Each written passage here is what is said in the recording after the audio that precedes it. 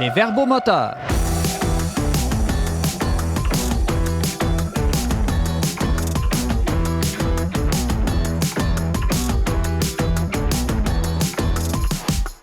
Bonjour et bienvenue à votre émission qui jette un regard chrétien sur l'actualité de la semaine. Ici votre animateur Simon Lessard en compagnie de mes trois chroniqueurs cette semaine. James Anglois, bonjour. Salut Simon. Antoine Malenfant. Bonjour. Et Benjamin Boivin. Salut. Durant la prochaine demi-heure, nous parlerons de l'importance des personnes proches aidantes. Comment leur exemple peut-il nous convertir? Nous reviendrons aussi sur le conflit du Haut-Karabakh qui menace les Arméniens. Assistons-nous à un nouveau génocide? Mais tout d'abord, on commence cette émission avec une nouvelle technologique qui a retenu l'attention cette semaine de James Langlois.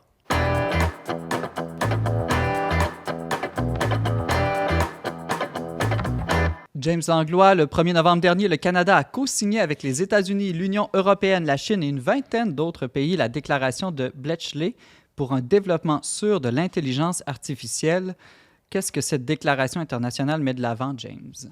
Bon, ben c'est ça. Dans le fond, ce qu'il voulait faire, c'est commencer une entreprise multilatérale entre pays pour viser à influencer les législations à venir pour encadrer l'intelligence artificielle.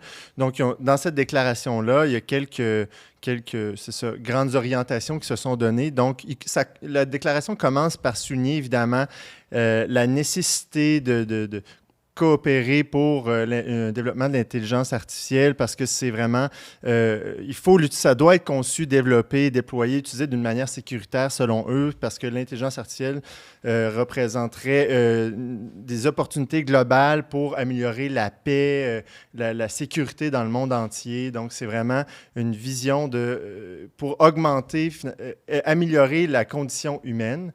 Et ben, je tiens à le préciser d'abord, là, ici, l'intelligence artificielle dont il est question, c'est pas... on utilise déjà l'intelligence artificielle dans plusieurs choses, là, les algorithmes, tout ça, c'est vraiment l'intelligence artificielle générative, c'est-à-dire ChatGPT qui est sorti depuis 1 an, où là, vraiment, on crée du contenu à partir de rien, grâce à... pas à partir de rien, mais à partir d'une requête.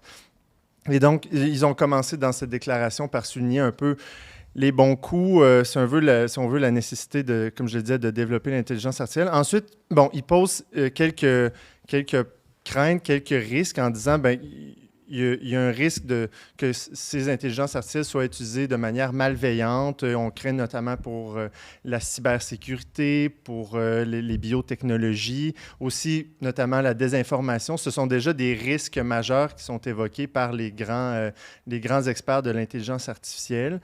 Et puis finalement, là, la déclaration met l'accent sur 2 zones d'action là, sur lesquelles les gouvernements, en tout cas les acteurs gouvernementaux veulent se concentrer, donc identifier les risques, favoriser la mise en commun scientifique pour poser de meilleures actions, un meilleur encadrement, puis élaborer des politiques basées sur ces risques-là. Ça semble assez général en t'écoutant parler. Il n'y a pas vraiment une prise de décision ferme. On va limiter ou encadrer de telle manière le développement de l'intelligence artificielle. Non, comme je l'ai dit, c'est pour inspirer ensuite des politiques plus locales, parce qu'on sait déjà, Joe Biden, lui, n'a pas attendu ça. Il a procédé par décret là, tout récemment en disant c'est assez, il faut agir.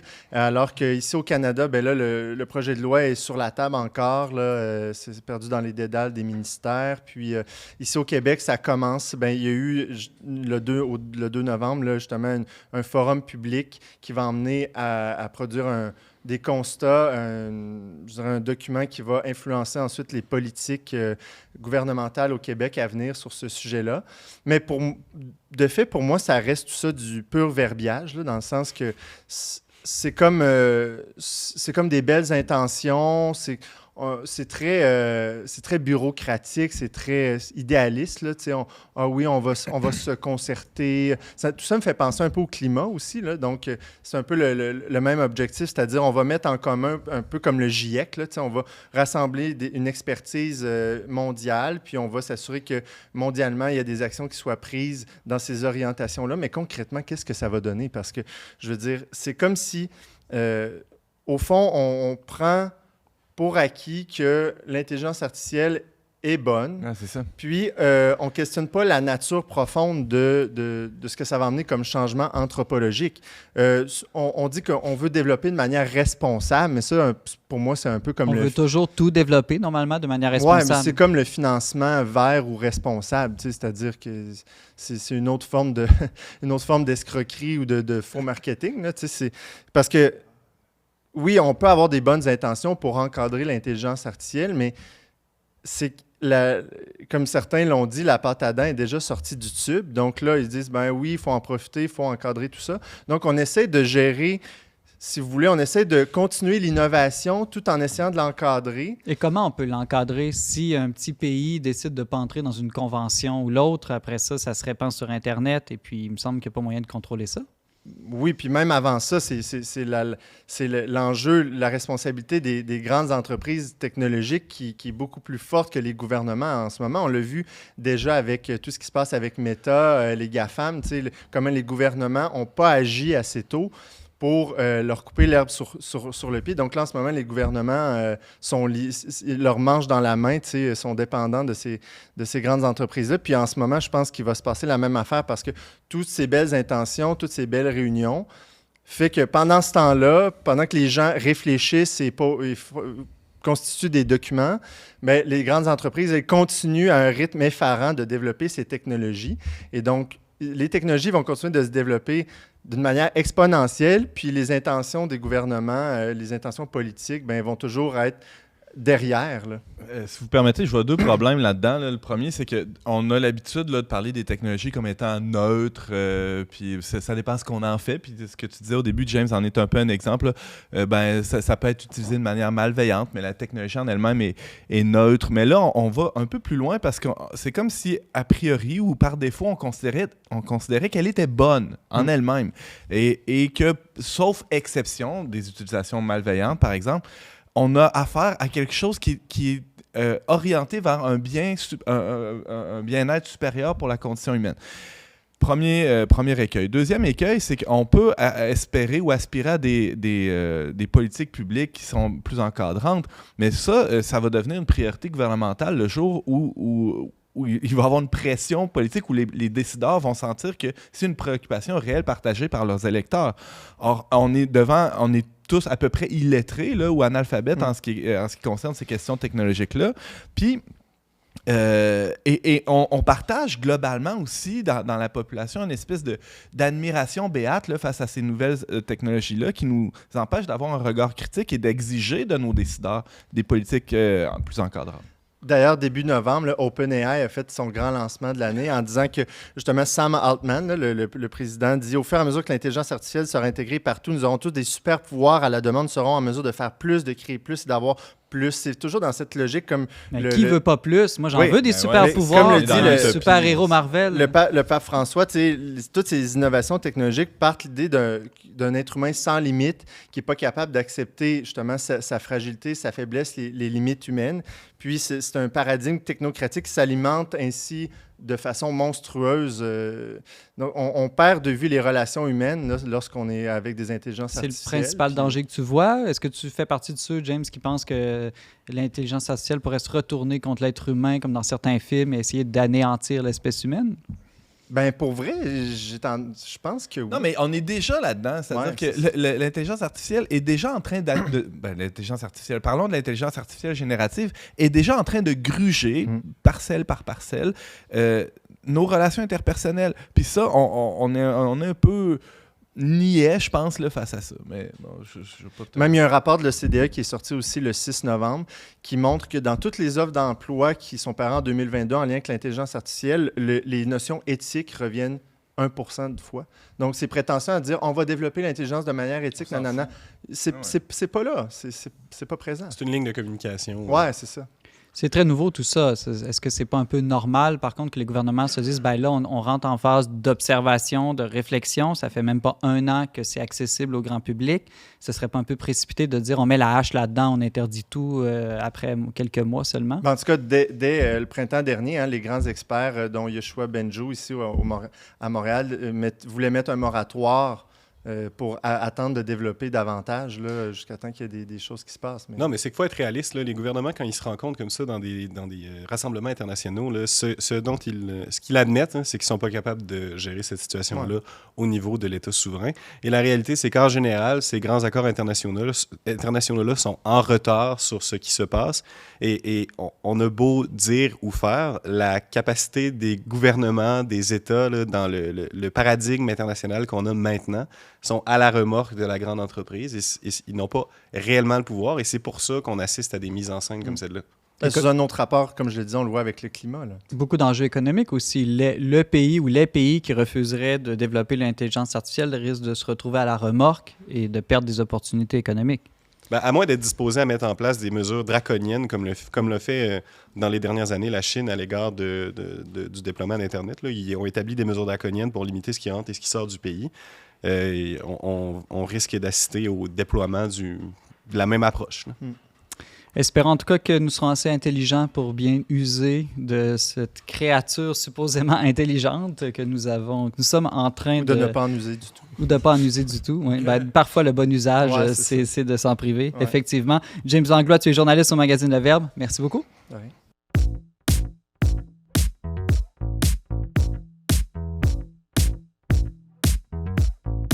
Benjamin Boivin, avec les guerres en Ukraine et en Palestine, un autre conflit armé est passé plutôt inaperçu cet automne, le conflit du Haut-Karabakh qui remet dans l'actualité le génocide des chrétiens arméniens. Alors, pour nous situer un peu, Benjamin, qu'est-ce qui s'est passé dans cette région du Caucase? Oui, c'est une bonne question. Hein? La région du Caucase est une région géopolitique très complexe où il y a plusieurs petits pays qui ont des frontières très particulières, là, où, par exemple, l'Arménie avait une partie du territoire à l'intérieur de l'Azerbaïdjan et inversement. Mais bon, pour dire les choses simplement, le Haut-Karabakh, c'est une région qui est aujourd'hui enclavée à l'intérieur de l'Azerbaïdjan, qui est un État du Caucase ethniquement turc, l'Arménie qui est un État du Caucase où la majorité de la population est chrétienne. Donc, il y a une division à la fois ethnique et religieuse, évidemment, puisque la population turque de l'Azerbaïdjan est à majorité musulmane. Et cette région-là a une valeur historique et patrimoniale importante pour la culture arménienne et pour l'Église arménienne également, et avait une population en grande majorité arménienne jusqu'à tout récemment.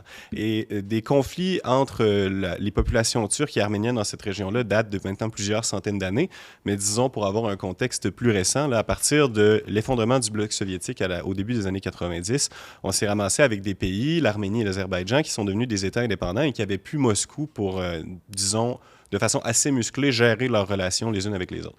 Et ça a donné lieu à une tentative de déclaration d'indépendance du Haut-Karabakh, qui est la région arménienne, qui a cherché finalement à se libérer de la tutelle de l'Azerbaïdjan. Pour former un nouveau pays ou pour se rallier à l'Arménie? Ben, en fait, il y avait les deux objectifs qui étaient poursuivis de manière concurrente par différents groupes. Le conflit au début des années 90 s'est soldé par la déclaration d'une république, disons, autonome dans l'Azerbaïdjan, qui était la république qu'on appelait jusqu'à récemment la république d'Artsakh. C'est la même région. Et dans les faits, ce n'était pas une entité souveraine en regard du droit international. Là. Il n'était pas représenté à l'ONU ou quoi que ce soit, mais il jouissait d'une certaine autonomie, d'une capacité de gérer leurs affaires internes de façon séparée. Ce qu'on appelle région autonome dans d'autres pays. Oui, exactement. Mais on peut pas dire... Mais c'est pas une région autonome qui avait la reconnaissance et qui était tout à fait intégrée dans l'Azerbaïdjan non plus. Donc, il y a une espèce de situation un peu floue là, qui est caractéristique de plusieurs pays du monde du monde post-soviétique, là, où il y a eu des complexités très particulière. Et donc, par la suite, là, dans les années 90, début des années 2000, 2010, il y avait un cessez-le-feu, mais il y a toujours eu des escarmouches là, entre les populations turques et d'origine arménienne. Et là, ça a éclaté plus violemment récemment. Oui, exactement. Et donc, là, on a cette région-là qui, jusqu'en 2020, jouissait d'une certaine autonomie. Il y a eu un nouveau conflit armé en 2020 qui a vraiment été davantage à la faveur de l'Azerbaïdjan. Celui qui avait eu lieu dans les années 90 s'était soldé à la faveur des populations arméniennes, mais là, c'est l'inverse. Et donc, l'Azerbaïdjan a repris le contrôle de plusieurs régions proches du Haut-Karabakh. Puis il y a aussi... disons, avec le soutien des Russes, il y a eu finalement un cessez-le-feu qui a été mis en place en 2020.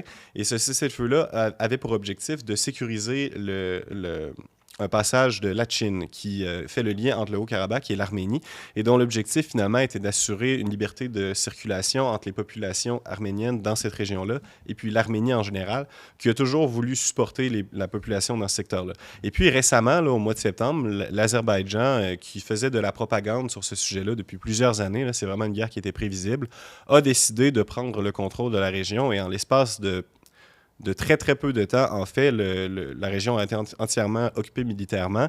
Et depuis, les populations d'origine arménienne du secteur ont massivement dû quitter le territoire, si bien qu'aujourd'hui, il reste presque plus de gens d'origine arménienne dans cette région-là. Et en fait, l'État d'Azerbaïdjan a demandé aux populations de s'en aller sous peine exactement. d'exactions terribles. Mais exactement. Dans le fond, ils ont dit, vous devez quitter, sinon ça va mal aller pour vous. Ouais. Et puis, ça s'est produit à la suite d'un blocage du passage de Latchin qui, justement, permettait la libre circulation entre les deux territoires. Donc, ils ont vraiment eu une mise en étau de ces populations-là qui ont, pour l'essentiel, quitté. Et maintenant que cette guerre-là est à toute fin pratique terminée, la région il n'y a plus de population arménienne dans la région, sauf quelques exceptions. Même le gouvernement local a annoncé que les institutions politiques locales allaient être dissoutes. C'est donc la situation est complètement terminée. Il n'y a plus de population arménienne dans ce secteur-là à toute fin pratique. Mais maintenant, l'histoire n'est pas terminée parce qu'il demeure un vif sentiment national en Azerbaïdjan contre les populations arméniennes. L'Azerbaïdjan est une société ethniquement turque et donc très proche de la Turquie, qui est également le voisin de l'Arménie. Et si on se souvient un peu de notre histoire, il y a plus d'une centaine d'années maintenant, la population arménienne a été victime du génocide arménien, qui est un génocide qui a été essentiellement articulé par le nouvel État turc qui avait été formé à l'époque. Donc, il y a énormément d'insécurité pour les populations arméniennes du territoire et ceux qui restent en dehors des frontières de l'État national arménien sont sujets à des menaces de violation et également à des violences extrêmement graves. Donc, il y a eu une inquiétude internationale considérable qui s'est développée autour de ce problème-là parce qu'on commence à penser qu'il y a des signes d'activité génocidaire dans la région. OK, c'est ce que j'allais te demander. Est-ce qu'on peut vraiment parler d'un génocide? Est-ce que le terme est approprié? Tu me parles davantage de déplacement. Je ne dis pas que c'est beau là, de déplacer massivement des populations, mais ce n'est pas la même chose que d'exterminer une population? Oui, bien, le génocide, ce n'est pas exclusivement l'extermination de populations. Okay. Hein. Il y a de grandes institutions internationales qui s'intéressent à la question du génocide et beaucoup d'observateurs internationaux jugent qu'on est dans les phases préliminaires d'un génocide.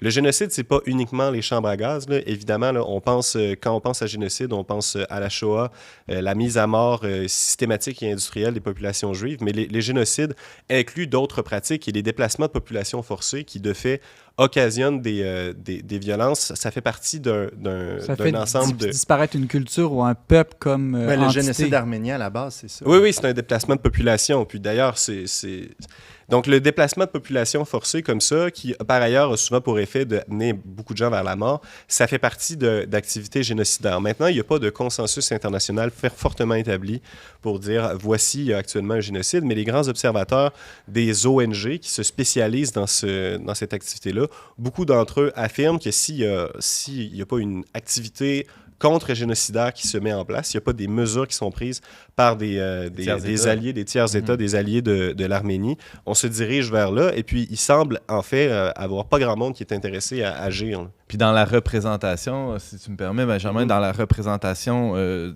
partagée par les gens en Azerbaïdjan, on considère légitime de lessiver un territoire. Donc, il n'y a aucune considération de la dignité des Arméniens, de leurs droits fondamentaux. Alors, on parle d'activité génocidaire dans le sens où il y a déjà, dans la représentation qui se fait là-bas de ces gens-là, un déni d'humanité, finalement, qui ouvre la porte à toutes les horreurs possibles. Oui, tout à fait. Un truc supplémentaire qu'on pourrait ajouter pour mettre des éléments de contexte, c'est que c'est une région qui a connu énormément de déplacements de population forcés dans les 100 dernières années pour différentes raisons, de consolidation, de détonation. Il y a eu des déplacements de population importants.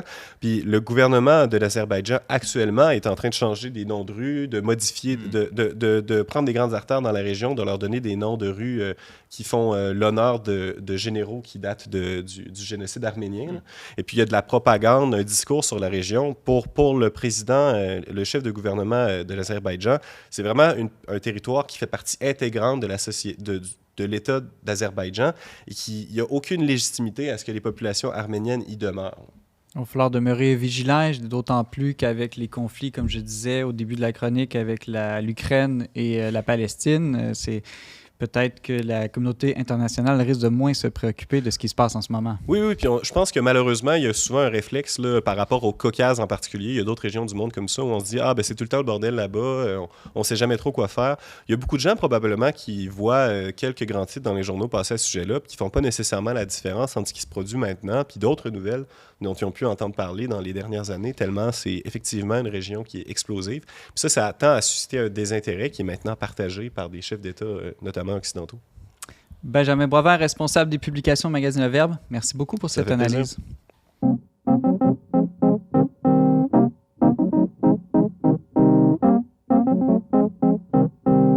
Antoine Malenfant, du 6 au 12 novembre a lieu la Semaine nationale des personnes proches aidantes. Je me demandais, Antoine, est-ce que les proches aidants, c'est un phénomène marginal? Ça représente combien de personnes à peu près au Québec là, qui se déclarent proches aidants? C'est une très bonne question, Simon, parce que la définition de proche aidance là, est assez large. Finalement, c'est toute personne là, qui aide quelqu'un de son entourage, qui présente cette personne-là qui présente une incapacité temporaire ou permanente. Donc, quelqu'un qui vit avec une situation de handicap ou une personne âgée qui a besoin d'aide, ça rentre là-dedans. Donc, même si ma femme est en béquille pour 2 mois, puis là, je l'aide un peu plus, est-ce que je deviens proche aidant pour 2 mois? Ben, pour 2 mois, oui. OK, intéressant. Si tu veux l'aider, là. Puis si tu as une femme. Ou si j'aide un collègue de travail en béquille, aller lui chercher un café, par exemple. Ouais, ben c'est de la proche aidance. Mais ça, c'est plus petit. Il y a des proches aidants beaucoup plus lourds qui sacrifient une grande partie de leur vie, de leur carrière pour venir en aide à des gens de leur entourage. Tout à fait. Et c'est vrai que ça, c'est encore plus louable, là, évidemment. Mais pour répondre à ta question initiale, Simon, on pourrait penser que vu que la définition est assez large, tout le monde est proche aidant de quelqu'un? Eh bien non. Mais c'est quand même important, comme part de la population. Au Québec, c'est une personne sur 4 qui rentre dans cette catégorie-là. On pourrait dire qu'il y a 3/4 de la population qui aide personne. Mais c'est sûr qu'on peut inclure aussi dans les gens qui ne peuvent pas aider à cause de limitations physiques elles-mêmes ou parce que c'est des bébés. Je sais pas. Donc, peut-être ça aide. Je me fais un peu l'avocat du diable. Si on compare avec le reste du Canada, c'est 30%. Donc, au Québec, on a un petit peu moins tendance à être proche aidant. Mais c'est un peu contre-culturel d'être proche aidant dans le sens que c'est vraiment sortir de soi. C'est pas penser... Aujourd'hui, on va dire « pense à toi-même, prends du temps pour toi ». Les proches aidants, ils font l'inverse de ça. Oui, c'est assez fou parce qu'il y a même presque la moitié là, des proches aidants qui le font j'oserais dire par devoir, où ils vont nous dire parce qu'ils n'ont pas le choix. Et ça rend la chose encore plus louable parce qu'aujourd'hui, on a l'impression qu'on choisit tout dans la vie, on fait ce qu'on veut, on fait ce qu'on aime, mais des fois, il y a une espèce de sens du devoir qui touche notre conscience, Dieu merci, et qui nous pousse à aider. Ça peut être un voisin, ça peut être quelqu'un une personne envers laquelle on n'a pas d'obligation morale a priori, ou on penserait ne pas en avoir. Mais je ne sais pas de la différence entre le Québec et le reste du Canada, si ça ne reposerait pas aussi sur le fait qu'au Québec, on est habitué à déléguer à l'État aussi. C'est fascinant, ça, ce que tu dis, James, parce que c'est énorme ce que ça représente, la proche aidance au Québec en termes de poids. Un quart de la population, il n'y a aucun système de santé qui pourrait remplacer un quart de la population qui aide. On estime entre 4 et 10 milliards là, ce que ça représente comme valeur d'aide. Là. Ça prendrait 1,2 million de professionnels de la santé pour remplacer tout ce monde-là. C'est complètement ahurissant comme chiffre. Là. Imagine si c'était la moitié au lieu d'un quart, ça serait encore plus gros. Donc, c'est important non seulement de reconnaître, d'avoir de la gratitude envers les proches aidants, mais je dirais même de l'encourager davantage. Bon, comment on peut encourager ou aider davantage les proches aidants? D'une manière très pragmatique, il existe des mesures fiscales là, depuis peu qui permettent d'alléger le fardeau de ces gens-là. Mais ça, c'est au niveau, mettons, macro. Là, mais dans le quotidien, on pense tous à quelqu'un, en tout cas, je vous invite à le faire, à quelqu'un qui se dévoue vraiment pour un proche. Cette personne-là, il faut aider les proches aidants. Cette personne-là a besoin d'aide. Parce que les statistiques sont assez éloquentes, encore une fois. Il y a plus de la moitié des gens qui ont réduit leurs activités sociales, leur temps de détente. La moitié ont réduit le temps qu'ils passent avec leur conjoint depuis qu'ils sont proches aidants. Et tenez-vous bien, combien vous pensez que ça coûte de leur poche, les proches aidants, déboursent par année pour les personnes qu'ils aident? En pourcentage? En moyenne, en dollars. Cher. quelques milliers. 30 000. En moyenne, c'est 7 600 $ que les proches aidants vont débourser de leur poche pour aider la personne aidée. C'est Ils n'ont complètement... pas un reçu de charité pour ça. Là. Non, c'est ça. Alors, c'est du don. Alors, ces personnes-là ont besoin d'être soutenues. Et on ne parle pas des pertes de revenus occasionnées par ça aussi. Ça s'élève jusqu'à 16 000 $ par année en moyenne. Donc, tout ça nous démontre vraiment l'importance, mais aussi le poids que ça représente pour les personnes proches aidantes. Donc, elles ont besoin d'être soutenues, oui. D'autant plus que James nous parlait la semaine passée du système de santé avec le tsunami gris, le vieillissement de la population qui atteint un point de saturation. Ouais. D'encourager l'approche aidante, c'est peut-être une manière de venir transformer toute notre manière de gérer la santé au Québec. Et plus profondément, Simon, j'irais même jusqu'à dire, pour faire du pouce avec ce que tu disais un peu plus tôt, ça nous oblige, en tout cas, ça devrait le faire, à revoir notre... J'aime pas le mot, mais notre système de valeurs. Est-ce que vraiment ce qu'on doit mettre en premier dans notre vie personnelle et socialement, c'est la productivité et les loisirs? L'approche aidance vient un peu comme casser cette diade-là là, de loisirs et productivité pour y insérer quelque chose de plus noble, de plus grand, c'est-à-dire l'amour du prochain. Ouais, puis on peut avoir à y gagner. Hein. Moi, j'ai un très bon ami personnel à moi qui s'est retrouvé dans une situation de proche aidance là, avec un voisin. Et puis dans ce contexte-là, en fait, il a trouvé la foi, il s'est converti. Imagine. Il a gagné, là. Tout à fait. Espérons que les proches aidants seront de plus en plus reconnus et aidés au Québec. Antoine Malenfant, rédacteur en chef du magazine Le Verbe, merci beaucoup. Hey, ça fait plaisir.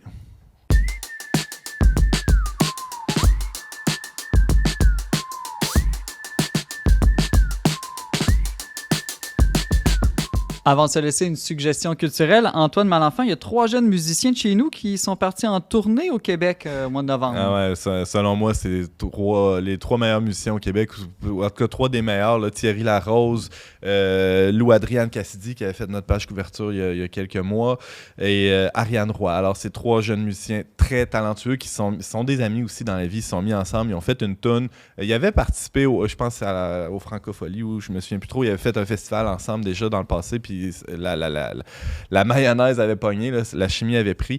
Et là, ils se sont dit, on part en tournée. Ils ont décidé de faire une série de dates. Là. Il reste encore des places, je viens de regarder sur leur site, à Trois-Rivières, Sherbrooke, Joliette. C'est seulement dans le mois de novembre. Là. C'est là que ça se passe. Évidemment, ça fait écho là, au célèbre spectacle de Charlebois, Yvon Deschamps. Et aidez-moi, là. Le Lion, non. C'est pas de ma génération. C'est pas de notre génération. En tout cas, il y avait un gros show sur les plaines là, dans les années 70. Parce que ça s'appelle... Félix spectacle. Leclerc, ben oui. C'est ça s'appelle Le Roi, la Rose et le Loup. Exact. Parfait. Merci, Antoine. On va écouter ça, d'ailleurs, pour se laisser cette semaine. Le Roi, la Rose et le Loup, des artistes québécois Thierry Larose, Lou-Adriane Cassidy et Ariane Roy. Sorti le 4 octobre dernier. Vous pouvez réécouter, commenter et partager cette émission en tout temps sur nos réseaux sociaux Facebook et YouTube. Vous pouvez aussi nous écrire à verbomoteur@le-verbe.com. C'était Simon Lessard à l'animation. On se retrouve la semaine prochaine pour une autre émission de Verbomoteur.